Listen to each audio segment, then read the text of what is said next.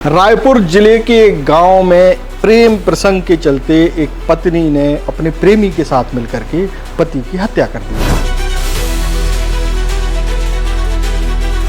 हालांकि प्लान इतना full proof बनाया गया था पत्नी की ओर से कि इस मामले में पकड़े जाने की आशंका बहुत कम थी।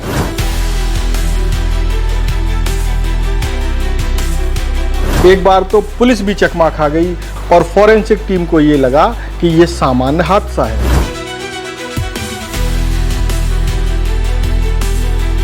लेकिन बस एक एएसपी थे उस जांच में और उन एएसपी के दिमाग में पता नहीं क्यों एक सवाल उठा और वही सवाल जो है इस पूरे हत्याकांड को, जिसे कि पूरी तरीके से दुर्घटना का रूप देने की कोशिश की गई थी, उससे हट करके हत्या साबित करने में कामयाब हुआ।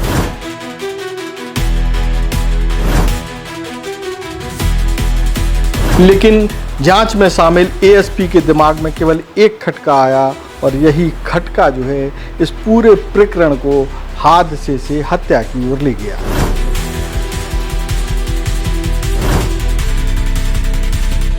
पूरा मामला क्या है, पत्नी ने क्या योजना बनाई थी, आखिर एएसपी के दिमाग में ऐसा क्या आया जिसके कारण इस हत्या को आत्महत्या बताए जाने में आरोपी लोग सफल नहीं हो पाए और पूरा घटनाक्रम कैसे कैसे हुआ, वो सारी कुछ जानकारी हम आपको इस खबर में देंगे। स्पर्श मल्टी स्पेशलिटी हॉस्पिटल आधुनिक एवं श्रेष्ठ किडनी विभाग फुल टाइम विशेषज्ञों की देखरेख में दे रहा है डायलिसिस की सुरक्षित और बेहतरीन सुविधा, साथ ही न्यूनतम दर पर हेल्थ पैकेज की सुविधा भी। स्पर्श मल्टी स्पेशलिटी हॉस्पिटल, एक एहसास अपनेपन का। नमस्कार, मैं हूं मयंक चतुर्वेदी और आप देख रहे हैं तीरंदाज।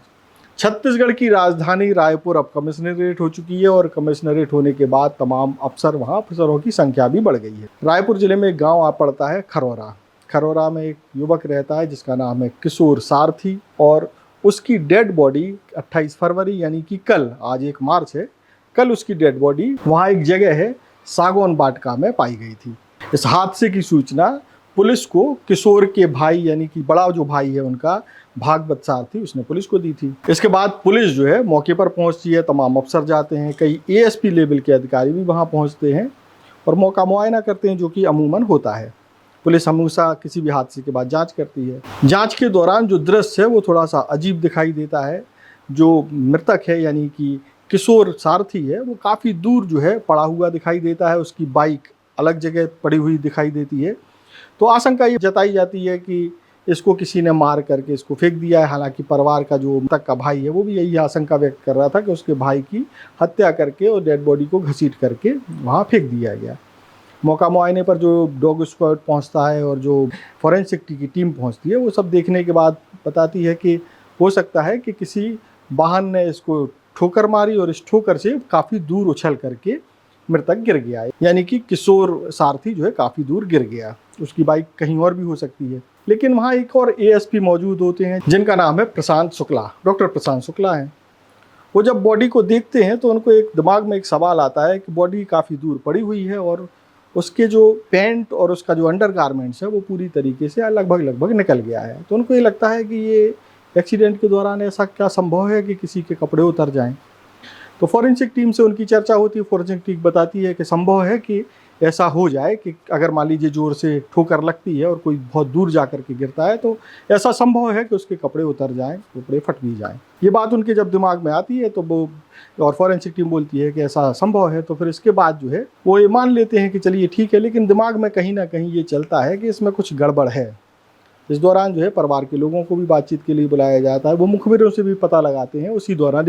ये घटनाक्रम बहुत जल्दी हो रहा है क्योंकि इस घटनाक्रम का खुलासा भी कल ही हो गया, यानी 28 तारीख को। तो पूछा जाता है भाई कि मुखबरों से पूछा जाता है कि जो मृतक है उसका क्या रिकॉर्ड रहा है, कैसा था, कहाँ जा रहा था, किसी ने ठोकर जानबूझ करके मार दिया, कोई हादसा है, ये पता लगाने की कोशिश की जाती है। इस दौरान पता चलता है कि किशोर की पत्नी जिसका नाम रोशनी है उसका प्रेम लीला लीलेश नाम के एक युवक के साथ चल रहा है जो कि उसी खरौरा गांव का रहने वाला है। लीलेश के कई नाम है, मुरू नाम है एक, और एक कुलदीप नाम भी है। तो जब पुलिस को ये पता चलता है तो यानी कि एएसपी उसमें फिर इंटरेस्ट लेते हैं कि भाई ये अगर मान लीजिए प्रेम प्रसंग चल रहा था तो इसका मामला क्या है। जब पुलिस से मिलने के लिए पूरा परिवार को बुलाया जाता है, उसकी पत्नी भी होती हैं, भाई भी होते हैं, तो पुलिस पूछती है, एएसपी पूछते हैं, इस मामले के बारे में जानकारी लेने की कोशिश करते हैं। तो वो एक और चीज़ नोटिस करते हैं, वो नोटिस ये करते हैं कि मृतक की पत्नी के चेहरे पर गम जैसी कोई भाव दिखाई नहीं दे रहे हैं। जब ये बात वो नोटिस करते हैं तो वो पूछते हैं कि भाई पति कहाँ गया था, कैसे भेजा गया था, और आप निकलने के बाद आपने किसको फ़ोन किया। तो जब पता चलता है कि सब निकलने के बाद पहला फ़ोन लिलेश को किया गया था। जैसे ये बात पता चलती है तब लिलेश भाई साहब भी धरे जाते हैं, उनको भी बुलाया जाता है। फिर यहाँ पूछताछ का अंदाज बदल जाता है। जब पुलिस अपने तरीके से पूछताछ करती है तब जो खुलासा होता है वो हम आपको बताते हैं। होता ये है कि लिलेश की पत्नी रोशनी अपने पति यानी कि जो अब मर चुके हैं, यानी कि अब निधन हो चुका है जिनका, किशोर को 27 फरवरी की रात करीब 9 बजे बिठिया गांव भेजती है। बिठिया गांव पास में ही है और बिठिया गांव में रोशनी की बहन रहती है। तो बहन को लाने के लिए भेजती है, वो भी अकेले, प्रेशर डालती, कुछ भी कहा हो, किसी भी तरीके से उसको भेजा जाता है। यहाँ से भेजने के बाद फ़ोन किया जाता है लिलेश को, यानी कि रोशनी लिलेश को फ़ोन करती है कि यहाँ से निकल गया है। यानी कि ये है तय है कि मर्डर का प्लान पहले से था, उसका एग्जीक्यूशन जो है 27 तारीख की रात में हुआ।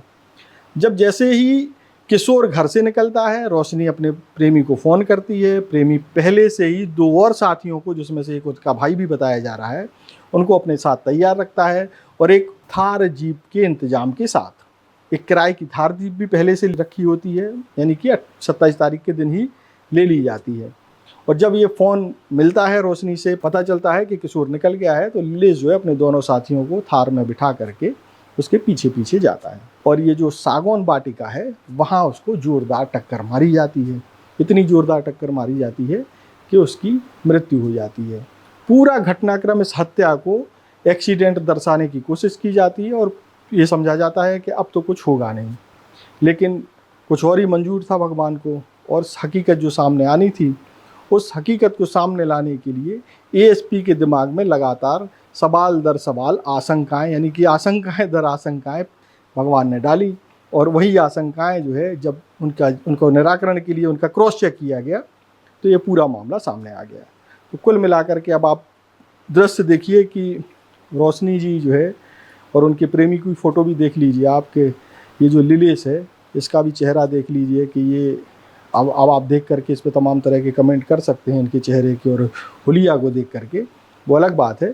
लेकिन ये पूरा मामला बहुत ही सातिर अपराध से जुड़ा हुआ है कि किस तरीके से एक महिला अपने पति की हत्या के लिए अपने प्रेमी के साथ एक साजिश रचती है, वो भी फुल प्रूफ साजिश, ऐसी साजिश जिसमें ये तय हो कि हत्या नहीं, ये हादसा है और सभी लोग बच जाएं। अगर मान लीजिए कि पता भी चल जाता है कि एक्सीडेंट हो गया है, तो चूँकि एक्सीडेंट में जो इसकी मौत होती है, एक्सीडेंट जिससे होता है उसको सज़ा का प्रावधान कम है, तो हो सकता है कि इस मामले में उनको कम सज़ा के बाद वो बच जाते। लेकिन जो है एएसपी की आशंकाओं ने जो है इस पूरे हादसा दर्शाए जा रहे हत्याकांड को आपके सामने ला करके रख दिया।